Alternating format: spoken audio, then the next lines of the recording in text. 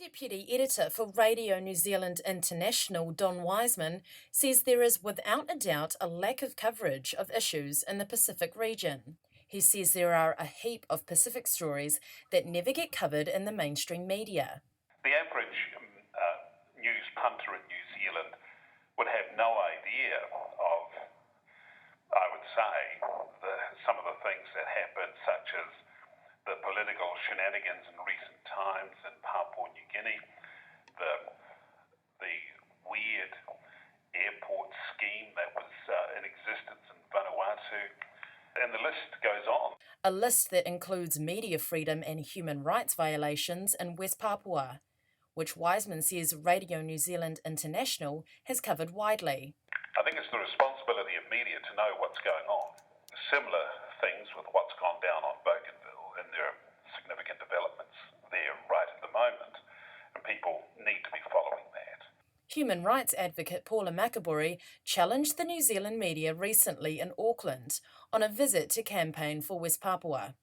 She says the West Papuan people cannot solve their problems on their own. I think this is the time for all that international journalists to stand up together, including New Zealand's journalists as our neighbour, to support West Papuan indigenous journalists. Local West Papuan journalists have been subject to violence and intimidation under Indonesian occupation, and Makabori says it's time to turn to others for help. We cannot solve the problem.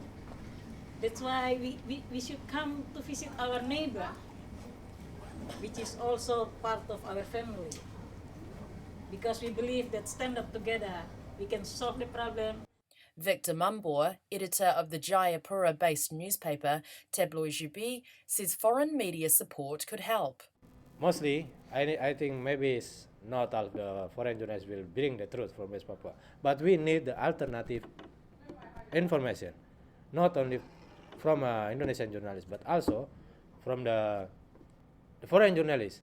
He says pressure from Indonesian authorities makes it difficult for media to function. So it's about threats and violence against media office. We had 7 times the threats to media office did by state actors, police, military and local officials. And for him, getting the facts right about the local people is priority. I'm West Papuan, so it's important for us to bring the true story about West Papuan people. The truth was being manipulated by UN, by US, by Australia also, and some foreign countries. But independent New Zealand journalist Paul Benjamin says getting media to the region is not as easy as it seems. There aren't the resources to travel to places like West Papua. In the past, when we've had resources in the mainstream media, West Papua has been ignored.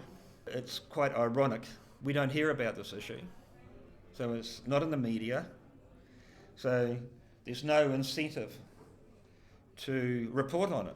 It's a vicious circle. Wiseman says public perception of these places is part of the problem. They often don't rate them. I don't think there's a great deal of knowledge about the region. A lot of people see the Pacific in the same way in which a lot of people tend to see Africa as one place, which of course it is. Some of these places are smaller than Gore, is an expression that someone used once, and of course they're technically correct, but they have maybe more significance on an international context. But he says these issues should get more coverage. There is no other coverage, well, very, very little coverage, and I think the reason for that is because it's costly, it's difficult. As John F. Kennedy said, who cares about a few fuzzy wuzzies? Do you know what I mean? It's that sort of attitude. And in the meantime, Wiseman says it's a work in progress. I don't think there's been much change in the time I've been doing this work. Through that time, there have been some spectacular stories that have been, you'd have to say, well covered. I think it is something that just has to be chiseled away at.